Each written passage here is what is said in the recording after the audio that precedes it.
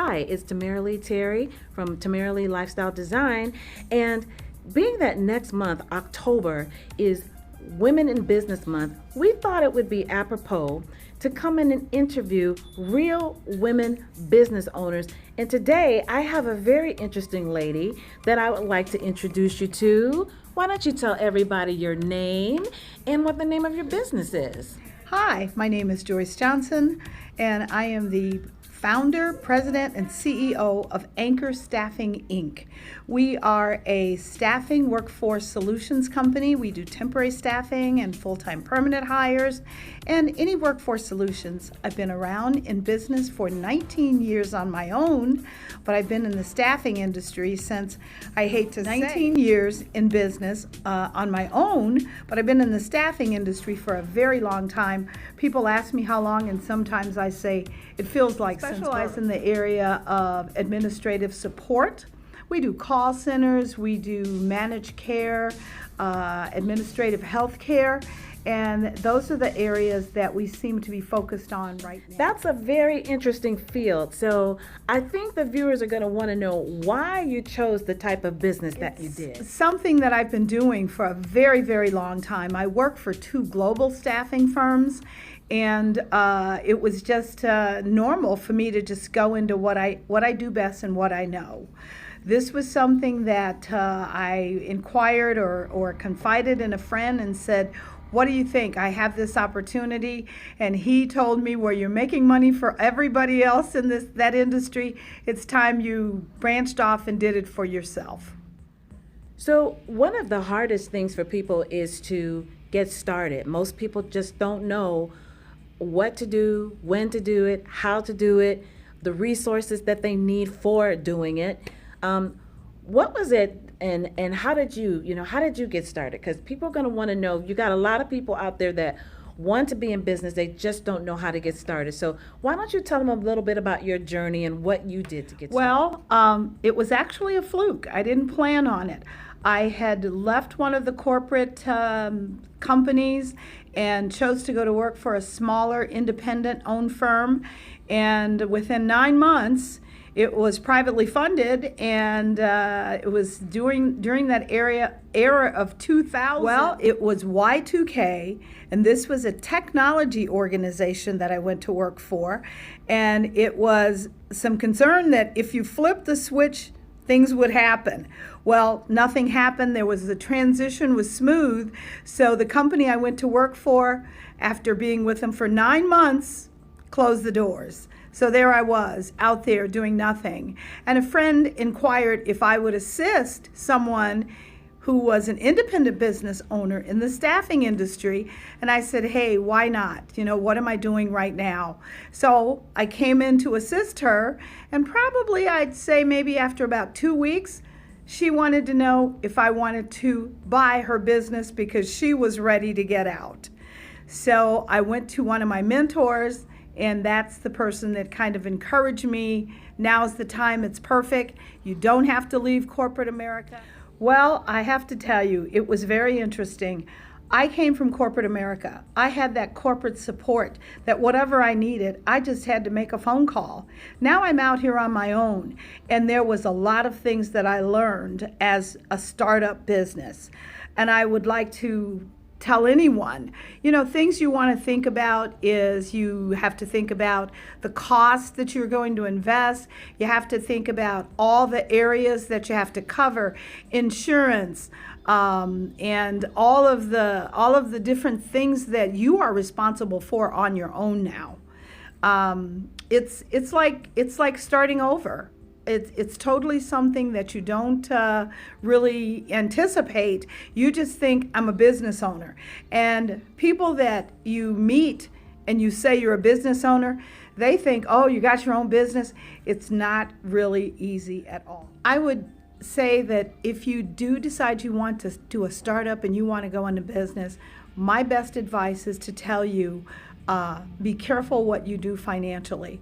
I liquidated everything, used all of my money up front, and that didn't work the best for me. It was very, very challenging because if you end up having to go for some type of capital, you have no assets. You liquidate the majority of your assets. So I would say if you do have some type of a cash portfolio, money, keep that aside and apply for some kind of capital funding.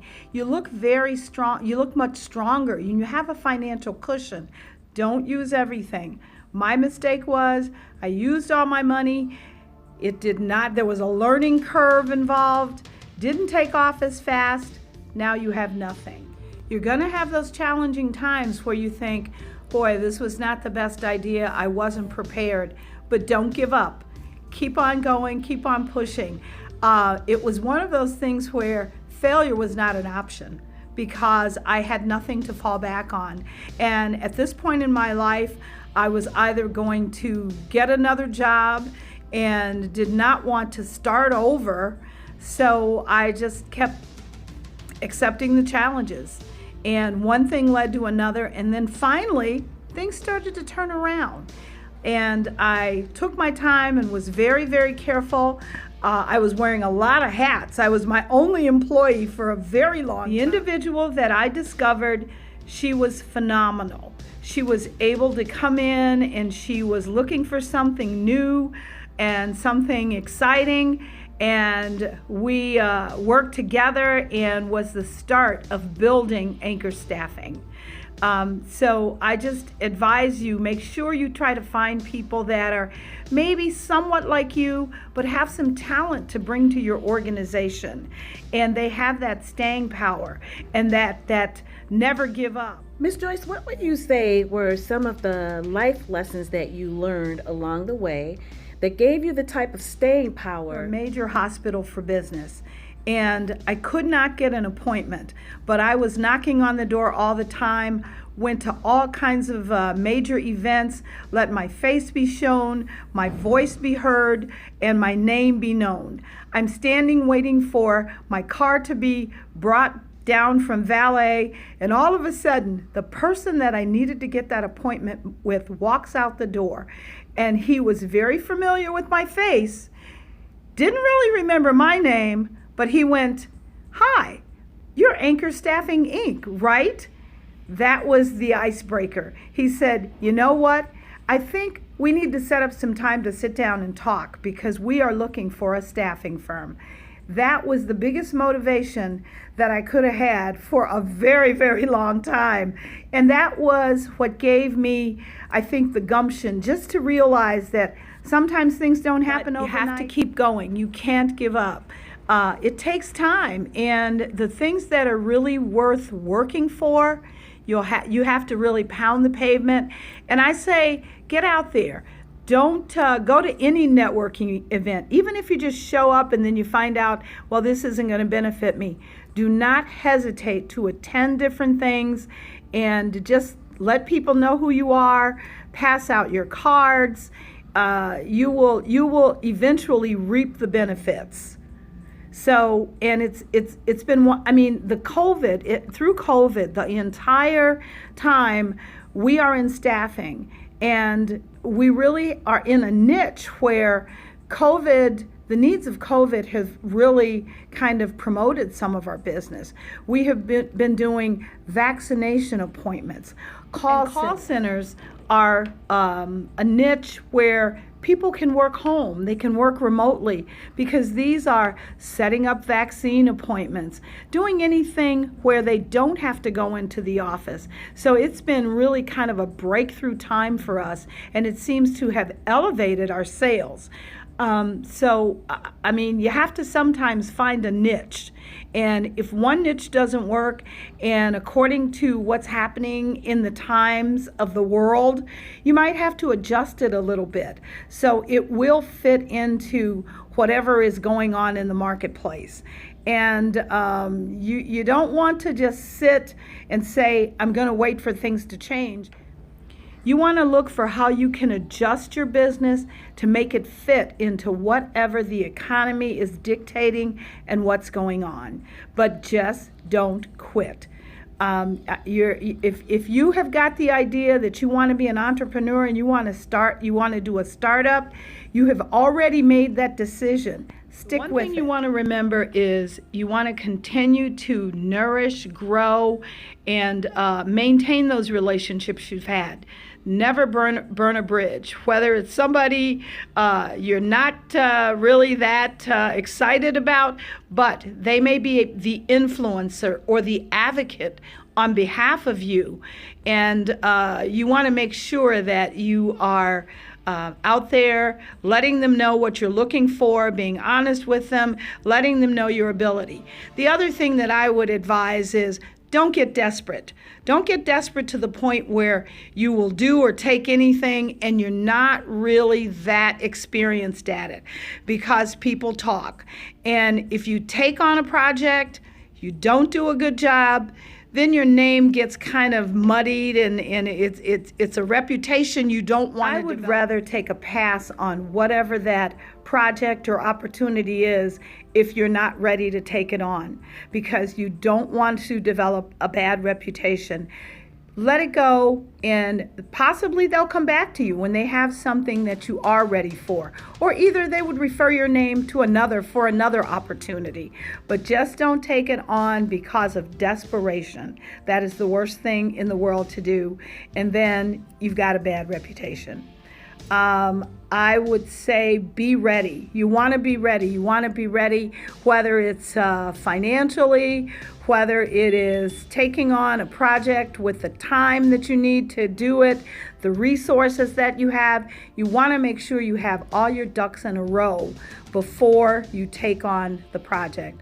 Failure is a bad thing, and like I said, failure is not an option. It's not an option on the way that you've invested all of your time, your assets, money to get this started. So you want to make sure that you are ready.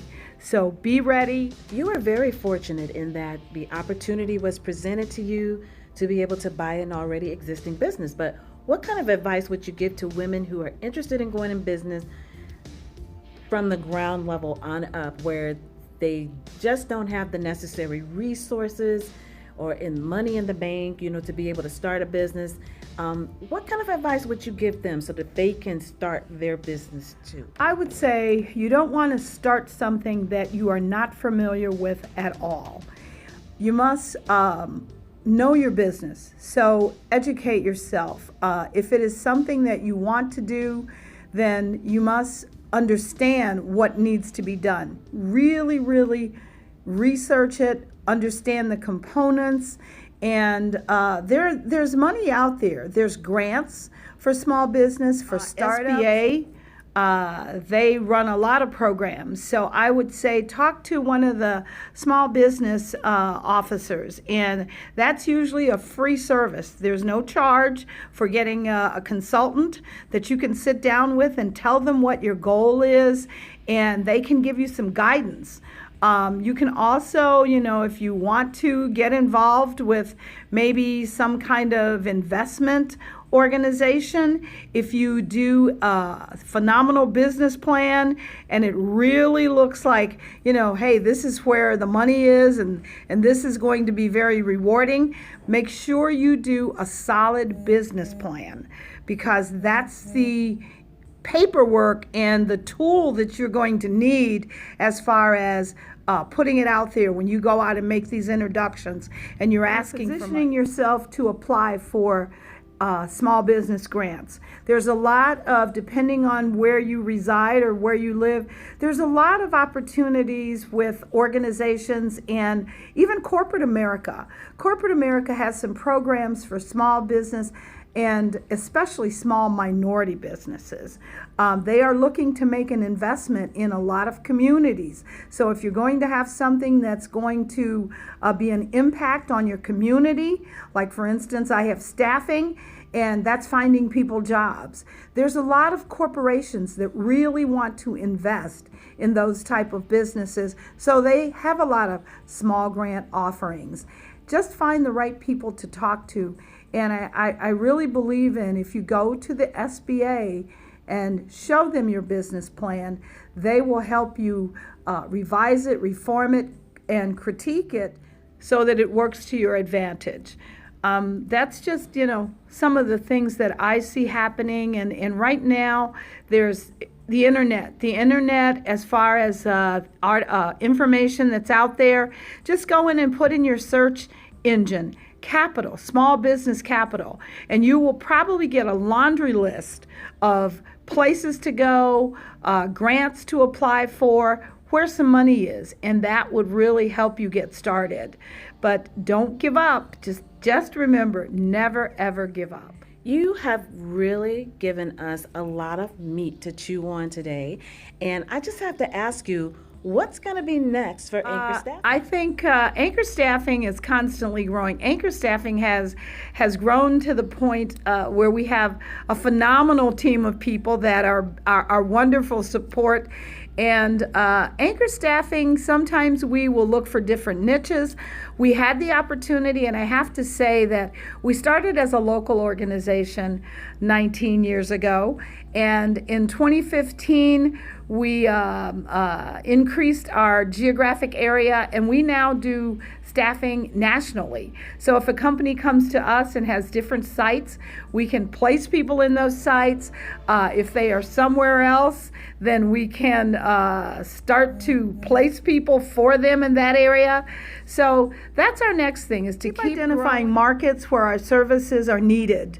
But you just want to make sure, and sometimes at this point in the game, we've actually gotten people that have referred people to us, or we've gotten organizations reaching out to us and asking us if we would be of assistance, if we could service them. And it really feels good, because I can look back and say, these are our accomplishments. So it's just a phenomenal, I guess, opportunity, and it keeps growing. What can I say? This has been excellent. I want you to tell everybody who's watching how they can contact you if they need a job, or if they know somebody who needs a job. Tell them how to contact you here. The number is 773-881-0530, or feel free to reach out to me personally. My email address is jjohnson@anchorstaffing.com. Well, Ms. Johnson, it has been a pleasure to interview you. I wish you nothing but success and continued success through this pandemic. I am sure we're going to be hearing great things from you. This is not the last interview we will be doing. Until next time, Tamara Lee, Lifestyle Design. Bye. And this was that case thing, Mary.